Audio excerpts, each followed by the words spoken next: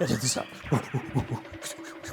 Hey friends, how's it going? Ash here, welcome back to Gents. Hope that you're doing well. Newsflash, clone fragrances are big business. Yes, I know, crazy. Two biggest clone houses, I think most of us can agree, are Armaf and Lattafa. And today, we're talking Armaf. I'm gonna be sharing with you what I feel like are 10 of the best Armaf fragrances that you can buy right now, because even though Armaf is a really big clone fragrance house, I keep this between you and I, but not everything that they release is good. Some of it's trash. I'm gonna have everything I talk about linked in the description below. P.S. Here are some codes. Look at that, there's a new code, GS25. Buy one, get one 25% off at Fragflex, cool. And it scales. Buy 50 fragrances, get 25 fragrances at 25% off. If you're buying 50 fragrances, you got problems, dude. And I wanna iterate and reiterate and have a lot of iteration here before we jump into this. Any clone fragrance, point with intensity, any clone fragrance, you should really be buying from a discounter, okay? I see this very often, which is why I bring this up, where a clone fragrance might sell out at a discounter. Okay, whether we're talking, Fragrance by Fragflex, Fragrance Net, Joma Shop, whatever, it doesn't matter, triple traders. It'll sell out, and then you'll see those fragrances on sale on eBay for like 4 times what they cost at discounters, and people are buying them. What are you doing? And also, I gotta bring this up, Perfumania and Fragrance Outlet, I've been into those stores before because they sell my fragrances, Edgewater, West Loop, the 2 new ones, and then of course, the ones I released in 2022. Those are available in Perfumania and Fragrance Outlet stores all across the United States and also at Michael Malone's website, linked in the description below. Check them out, Gents approved, Gents creatively directed. Nice. But I've been into Perfumania and Fragrance Outlet stores before. They sell Armaf in there, okay? I've seen it for goofy prices, okay? Just people are buying them there, I guess, but this is just to say, oh my God, don't do it. Do not go into a Perfumania and buy Armaf, please. All right, cool, let's get started. I'm kicking it off with this one, Armaf Cabo. Look at that presentation. I mean, actually, as far as Armaf goes, it looks pretty good. Some of you were thinking I was making fun of it. No, actually, I mean, Armaf has got some ugly bottles, man. This one is somehow good. But what really pushes it over the edge, ooh, what's that? So it has this kind of pleather casing that you can unzip and then remove the pleather casing from the bottle in case you don't like that sick horsey on the front right there. Now, this guy right here is a sort of a blend clone fragrance. So it's not an exact replica of one scent. It's like you took 2 and put them together. So the most prominent part of this fragrance is going to smell like Bulgari Tiger. Really popular scent, you can find it just all over the place. So many different iterations of fragrances that smell similar to Bulgari Tiger, and this has a good amount of that. So really fresh, citrusy opening, instantly attention grabbing, smells awesome when you first spray it on. So what's the other part of this fragrance? Well, Bleu de Chanel. So essentially like a bit of a mix of those 2 scents, Tiger and Bleu de Chanel. So this one, really easy to wear, super versatile, compliment puller with good performance, and that citrus off the top, like I said, smells awesome. Okay, very obvious one up next, Armaf Club de Nuit Intense Man. This is the limited edition. So there are multiple iterations of Club de Nuit Intense Man out there. They are all different takes on Creed's Aventus. This one is the one that I think is overall the best one. But realistically, any of the Club de Nuit Intense Man fragrances are good. I think that it has the highest quality opening because the opening of just your standard Club de Nuit Intense Man is a little bit harsh. It's not as smooth as Aventus. I mean, not even close. Really nice, appealing, fruity opening to this one that doesn't have that chemically kind of edge that Club de Nuit Intense Man, the OG, tends to have. And then you still get that nice kind of smokiness that comes out. Decent sweetness here as well. Just a really well done Aventus clone. Gonna throw it back a little bit with this next one, Traina. Now this is a clone of Green Irish Tweed from Creed. And the reason I said I'm throwing it back a little bit is because this is to me one of the first fragrances that was really well done by Armaf that caught on and kind of raised the cachet of the brand for a lot of people. Traina is one that definitely helped. It definitely helped because, like I said before, some Armaf fragrances are pretty bad, and around the time this came out, a good amount of Armaf fragrances that were hitting the market were pretty bad. This one though is pretty good. And I myself am a big fan of Green Irish Tweed. So, I mean, anything that's kind of in that style, I'm gonna go for. My bottle was made in 2015. Technically, it expired 3 years ago.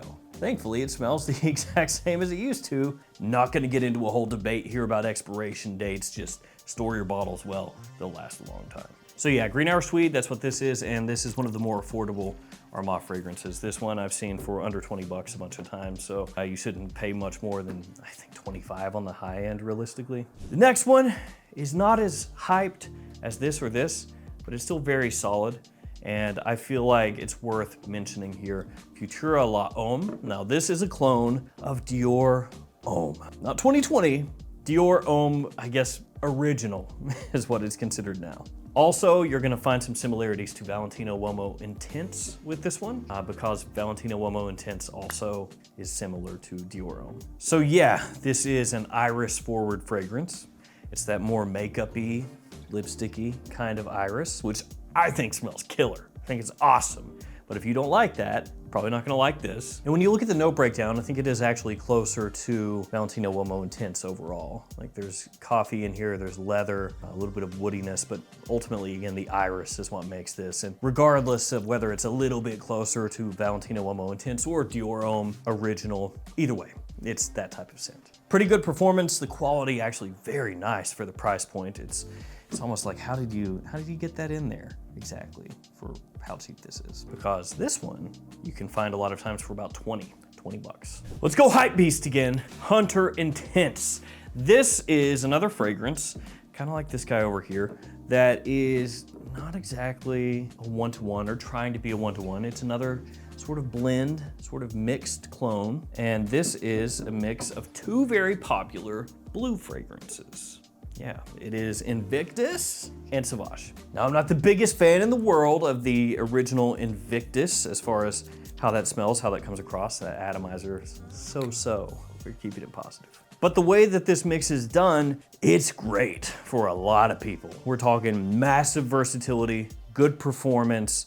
It's got just the right amount of sweetness, very attention grabbing.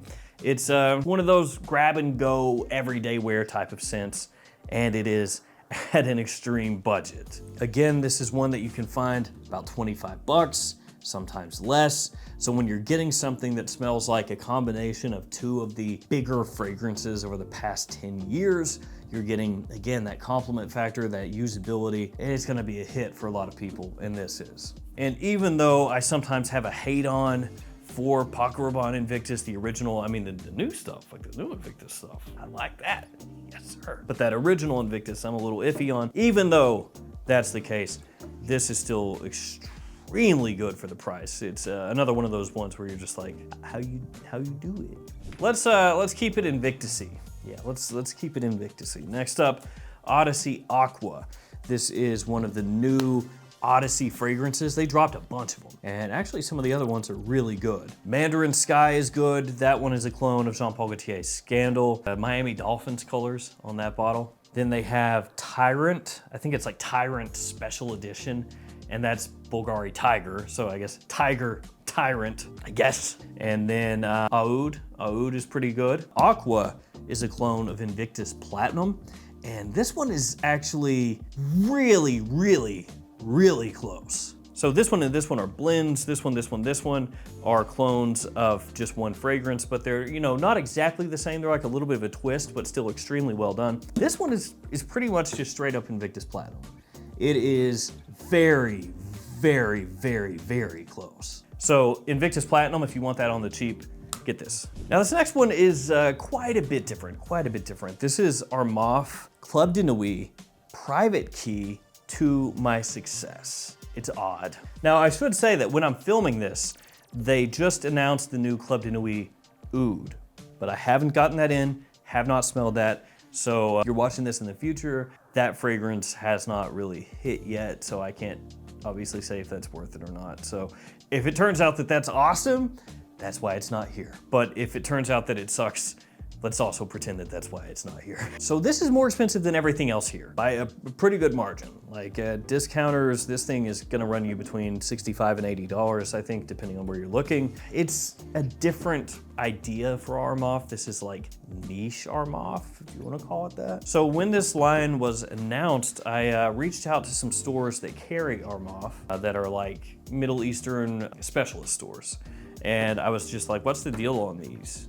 Because, you know, it's Club de Nuit private key, different bottle, and they're doing them with perfumers that are pretty well known. So it's like, are these just straight up clone fragrances like usual? And if so, like, what are they trying to do here? Or is this something different? And what I was told was that this line is basically Armaf trying to do their own thing. So not directly cloning anything, but interestingly enough, most of the line or fragrances in this line do smell similar to other things. They don't smell exactly the same, but it's like, oh, there's a little inspiration here from this, that, or the other thing, huh? Except for this one. So this one comes across a bit different. This is more so its own thing. I think more than any of the other fragrances in the private key line, this is its own scent where you can't smell it and immediately go, oh, inspired by that, and it's, you know, 65% similar to it. No, you smell this and you're like, I think they did their own thing here.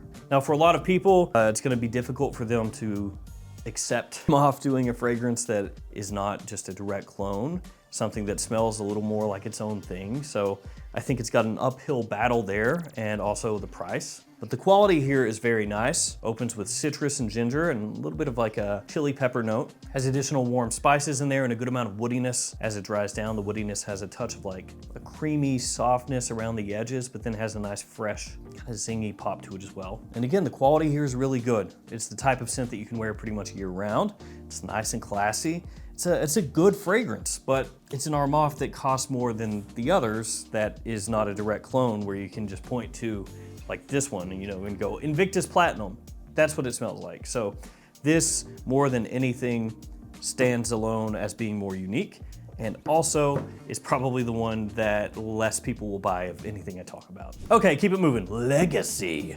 And this one has a magnetic cap, but I don't know if it counts as magnetic because it's hinged. So you're gonna have to let me know in the comments, does this count as magnetic? Because there is a magnet, but the cap doesn't come all the way off, so you can't enjoy the true joy and pleasure of a magnetic cap. And also the spelling on this, I hate. L3G, upside down backwards E, SI, cool. Legacy. Scent-wise though, really nice stuff. Outside of this floppy cap, I kind of hate it, the cap, you know, but the fragrance itself is a clone of Platinum Egoiste from Chanel. This one is fantastically done, good quality. It's got the aromatic kind of herbal freshness off the top.